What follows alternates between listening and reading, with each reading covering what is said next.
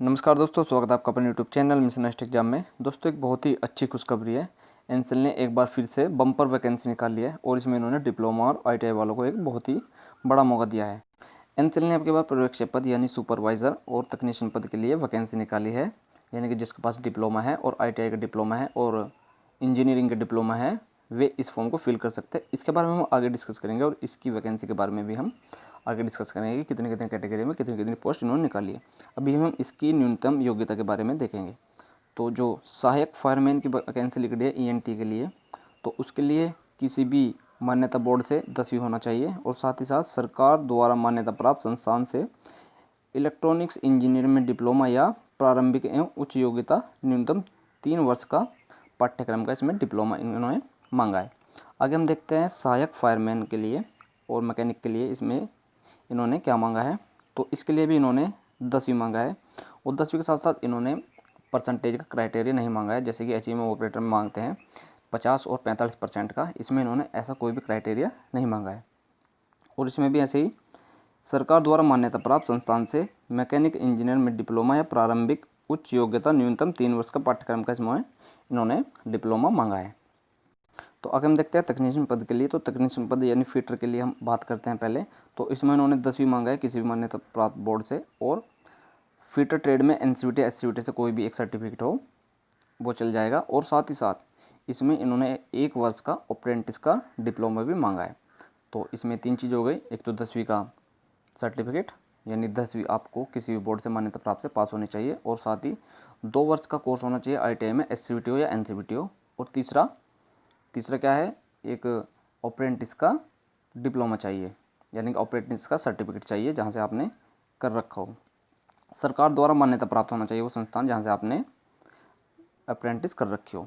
Next हम देखते हैं तकनीशियन इलेक्ट्रीशियन। तो इसमें भी इन्होंने वही है, 10वीं पास होना चाहिए किसी भी मान्यता प्राप्त बोर्ड से और 2 साल का सर्टिफिकेट एनसीवीटी एससीवीटी से और 1 साल का अप्रेंटिस कोर्स। इसमें भी तकनीशियन टर्नर में भी वही सेम है, 10वीं होना चाहिए और आईटीआई होनी चाहिए टर्नर में 2 साल का और 1 साल का सर्टिफिकेट इसी कैटेगरी में। ऐसे इसमें मशीनिस्ट में भी यही है, यही क्राइटेरिया और तकनीशियन वेल्डर में भी यही क्राइटेरिया है।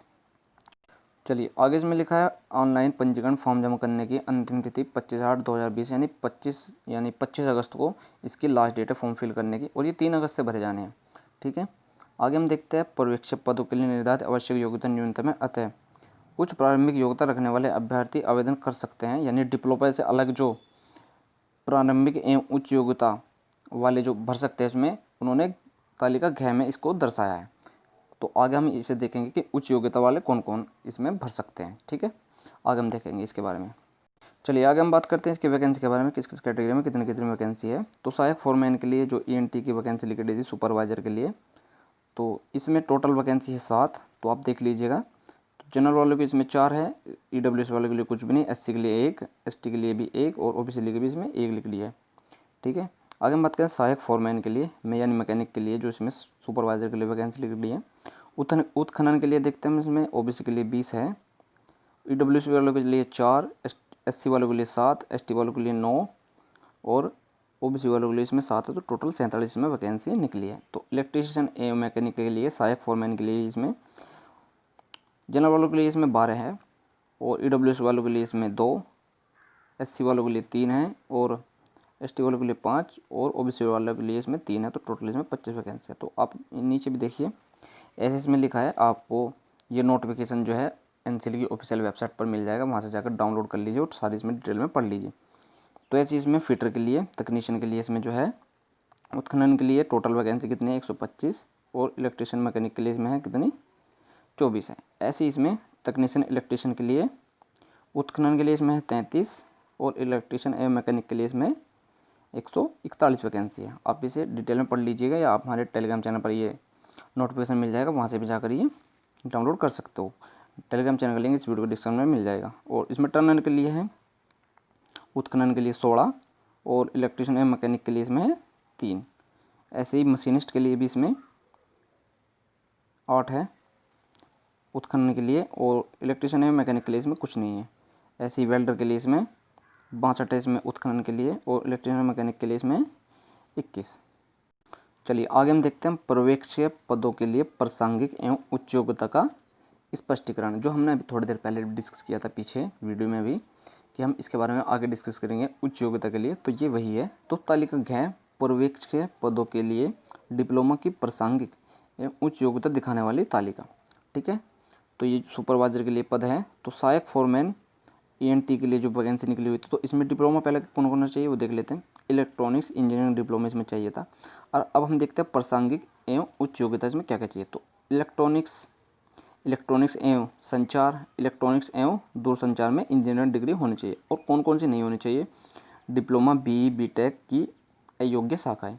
तो instrumentation and control, electronics instrument वगैरह वगैरह इसमें ये नीचे दी गई है। आप देख लीजिए और पढ़ लीजिए इसको नोटिफिकेशन डाउनलोड करके। ठीक है, आगे हम देखते हैं सहायक फोरमैन के लिए। तो इसमें कौन सा डिप्लोमा चाहिए था? मैकेनिकल इंजीनियरिंग डिप्लोमा इसमें चाहिए था आपको। ठीक है, और इसमें आपको प्रासंगिक उच्च योग्यता कौन सी चाहिए? तो मैकेनिकल इंजीनियरिंग में डिग्री बस केवल एक। ठीक है, उसमें कौन कौन से नहीं चाहिए? तो उत्पादन, औद्योगिक स्वचालन, थंब निर्माण इंजीनियरिंग एवं मैकेनिकल इंजीनियरिंग का समायोजन वगैरह वगैरह। आप इसे डाउनलोड करके देख लीजिए और अच्छी तरीके से पढ़ लीजिए। ठीक है, चलिए आगे हम बात करते हैं इसके सैलरी के बारे में और ट्रेनिंग पीरियड के बारे में, कि आपको इसमें कितने सैलरी मिलेंगे और कितना ट्रेनिंग पीरियड इसमें होगा आपका।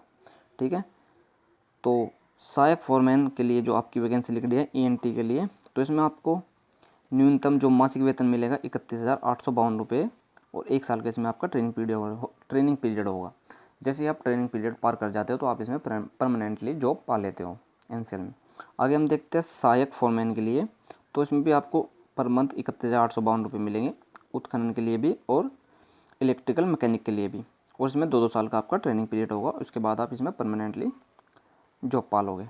ठीक है, ऐसे इसमें टेक्नीशियन फिटर के लिए, तो इसमें आपको पर मंथ नहीं मिलेगा, इसमें आपको पर डे के हिसाब से आपको इसमें सैलरी मिलेगी। तो 1,065.55 रुपये आपको प्रतिदिन इसमें मिलेंगे, उत्खनन के लिए भी और इलेक्ट्रिकल मैकेनिक के लिए भी। और इसमें एक साल का आपका ट्रेनिंग पीरियड होगा।